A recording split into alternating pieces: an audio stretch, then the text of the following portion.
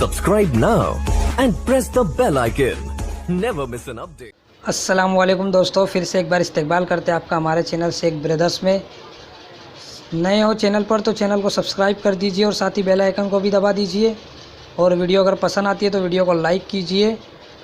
और अगर आपको कोई सवालात में मुश्किलात आती है तो आप स्क्रीन पर दिए गए ईमेल आईडी पर मैसेज करके अपने सवालात को आने वाली वीडियो में सॉल्व करवा सकते हो।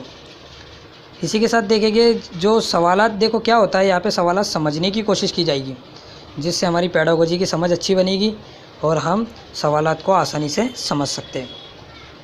तो शुरू करते चलो। सबसे पहले आज का सवाल, तुलबा जुमला साजी का राज।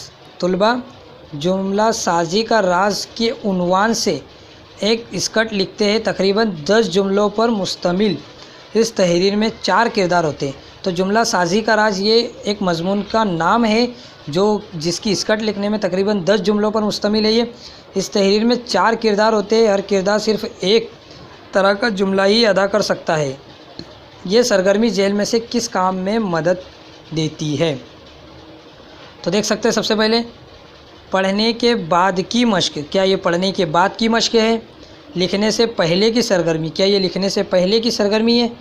क़वाइद के उसूलों के इस्तेमाल। क्या ये इससे क़वाइद का इस्तेमाल हो रहा है या लफ्ज़ों का इस्तेमाल? तो इसका सबसे जो बिल्कुल सही जवाब आएगा वो आएगा कि इसमें क़वाइद के उसूलों का इस्तेमाल हो रहा है, कि जिसमें क़वाइद के उसूलों को इस्तेमाल किया जा रहा है 10 जुमलों के मुश्तमिल तहरीर को बयान करने में। इसी के साथ देखिएगा अगला सवाल, क्लास 3 के तुलबा में अदबी तहरीर लिखने की सलाहियत को फ़रोग़ देने के लिए झेल में से कौन सा बेहतरीन तरीका होगा? देखो यहाँ पे सबसे बेहतरीन तरीका ढूंढना है हमको। नंबर 1, तस्वीर का इस्तेमाल और उन पर बाहमी बातचीत। तुलबा को खुद अपने तौर पर लिखने देना। किसी तजवीज़ करदा मौजू पर तफसीली बातचीत। बोर्ड पर उसके खाका पेश करना।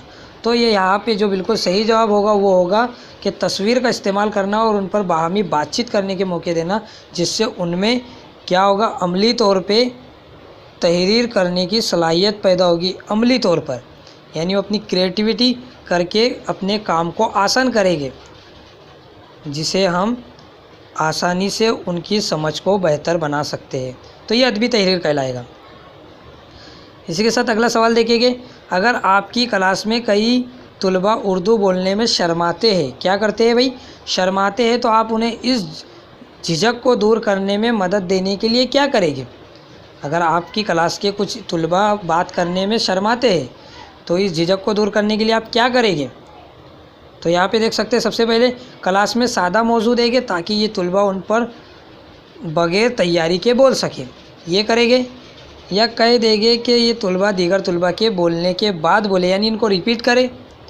या उन्हें इस ज़बान में ज़ाती तौर पर कोचिंग लगवाए। या फिर आखिरी बचता है 2-2 तुलबा या उनके छोटे ग्रुपों को लिखने और उसे पढ़ने का मौका दे। तो बिल्कुल सही जवाब होगा वो होगा नंबर 4। उनको ज़्यादा से ज़्यादा मौके दिए जाए तालिब इल्म को, तो वो सीखने की सलाहियत को बुलंद कर सकेगा। इसी के साथ अगला सवाल है, सुनने की सलाहियत की मश्क के लिए उस्ताद ने एक सरगर्मी वाज़े की जिसमें तुलबा एक रेलवे ऐलान को सुनते हैं। क्या करते हैं? एक रेलवे ऐलान को सुनते हैं और एक जदवल में ट्रेनों के आने और जाने के वक्त को दर्ज करते हैं।